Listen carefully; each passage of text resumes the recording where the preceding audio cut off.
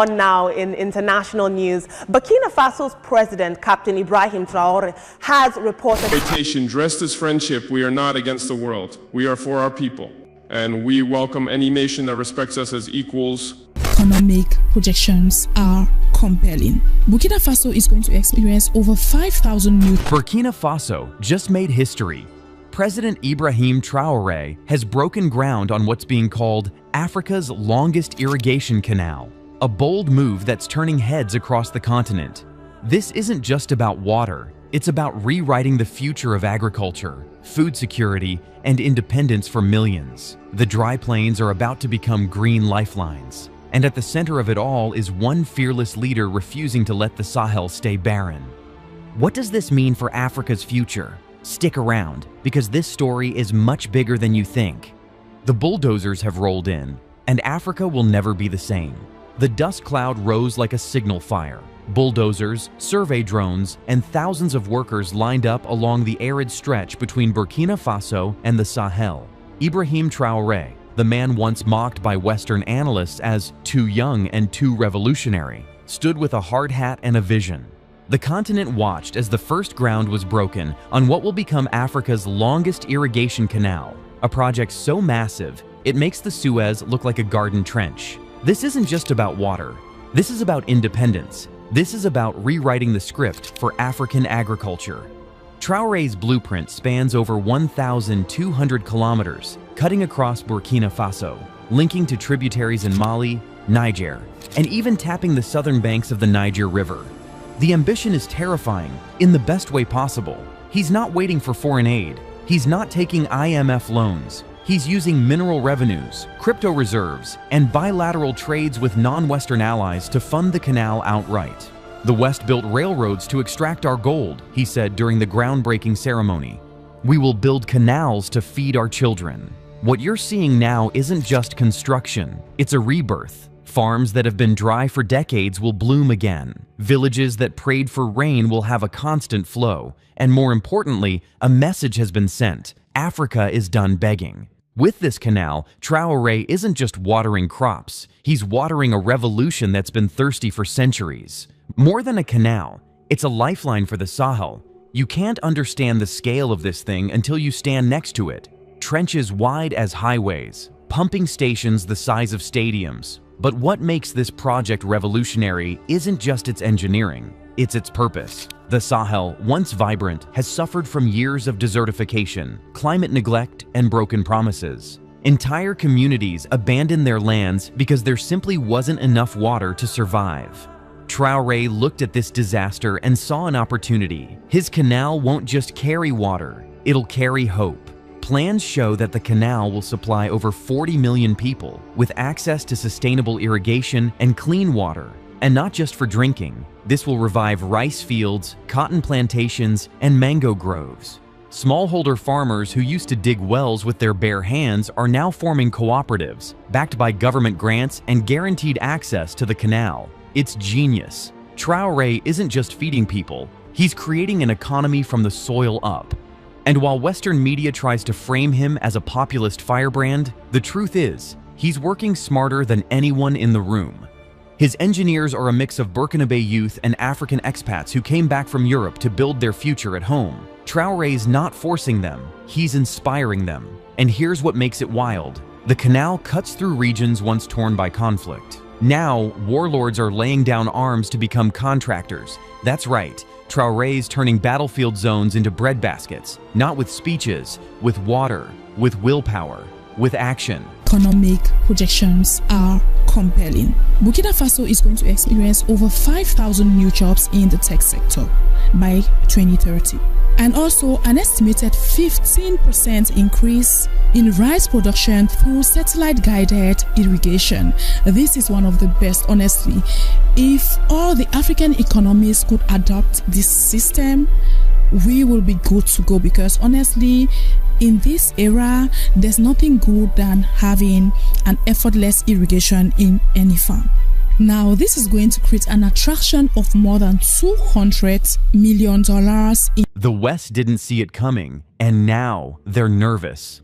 Let's be real, the usual global powers are not happy about this. Why? Because Traoré didn't ask them for help. He didn't knock on the doors of the IMF. He didn't invite the EU to set terms. Instead, he tapped into BRICS partnerships, secured infrastructure aid from Turkey and the UAE, and got technical input from South Korean hydrologists. That's a nightmare scenario for neo-colonial players. Here's the twist.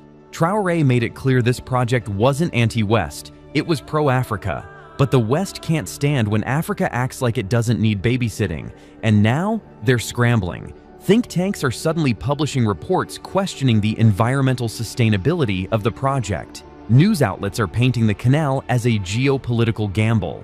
And yet, on the ground, none of that noise matters. Families are digging channels with their own hands. Local schools are creating irrigation curriculum modules. Women's groups are managing cooperative water tanks. This canal isn't just a pipe, it's a movement. And Traoré's genius is how he's handling the criticism. He doesn't argue, he doesn't defend, he just builds. While European leaders debate carbon footprints, Traoré is planting forests along the canal banks. While lobbyists whine about trade disruptions, he's launching solar farms to power the water flow. In a world where politics is mostly performance, Traoré is performance through production. He's outworking everyone. And the West, for all its think tanks and policy briefs, suddenly finds itself watching a 36-year-old revolutionary irrigate an empire of self-reliance.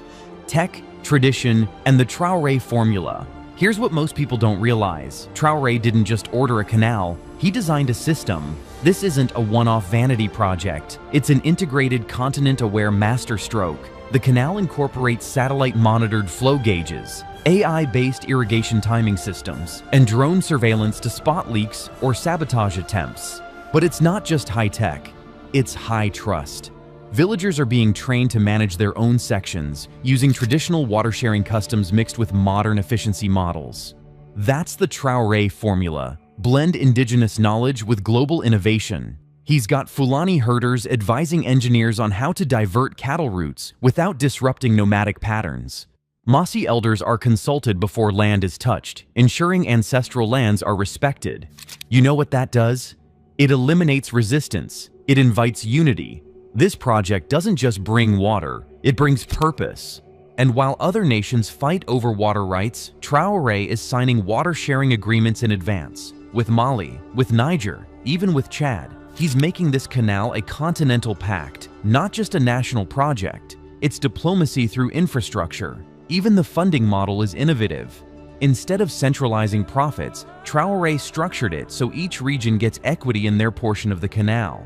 That means locals aren't just users, they're stakeholders. That's how you prevent corruption. That's how you create legacy. This isn't just some trench in the dirt. This is Africa's bloodstream, designed to pump opportunity to every corner it touches. And it's all happening because one man refused to do things the old way. New model of African development. Stay with me till the end because I will reveal the one factor that could determine whether this bold vision succeeds or fails, and also how the African diaspora might play a crucial role. Let's begin with a project that addresses a problem familiar across Africa: Air Burkina Revival. When 80% of West African air traffic is handled by non-African airlines, the economic costs are enormous. That's why Traoré's government has invested $450 million to revive Air Burkina with fleet upgrades and airport modernization. The economics are particularly interesting. African aviation is projected to grow 9% annually over the next 2 decades. Airport construction alone has created nearly 5,000 direct and indirect jobs. And that literally means that improved accessibility will boost both the seeds of tomorrow, what the future looks like now. Let's fast forward 5 years. The canal is complete. The drylands of northern Burkina Faso are now emerald green. Children who once walked miles for water now splash in backyard fountains. Crops that hadn't grown in 20 years now feed entire provinces. That's not a dream. It's a projection Traoré's own Ministry of Agriculture has published. But more than the harvest, it's the ripple effect that matters. With the canal up and running, food exports increase, lowering Africa's dependency on imported grain. Traoré plans to build agro-processing zones right along the canal, creating jobs and local value chains. Farmers become exporters, villagers become entrepreneurs, and remember those youths who once risked their lives migrating north? They're staying, they're building, they're thriving. That's what water does. It roots people in place. It turns chaos into community. Schools are rising, clinics are opening, life expectancy is climbing, and it's all connected to this single audacious act of irrigation. This canal is more than infrastructure. It's a philosophy, a declaration that Africa doesn't need handouts, it needs leadership. And Traoré, for all his bold moves and military roots, has become something no one expected. A builder, a unifier, a man who understands that you don't have to conquer the world to change it. You just have to water your corner of it until it grows. And now, all of Africa is watching, inspired, and asking the most important question of all. If he can do it, why can't we? From dust to destiny, Traoré's irrigation canal isn't just a construction project, it's a revolution in the making. As the waters begin to flow, so too does a new era for Africa, one of self-reliance, innovation, and unstoppable hope. While the world watches in silence, Burkina Faso rises with thunder. And this canal? It's just the beginning. If you believe in bold visions, in leaders who fight for the land and its people, then this is your moment to tune in. Like, share, and let the world know Africa is reclaiming its power.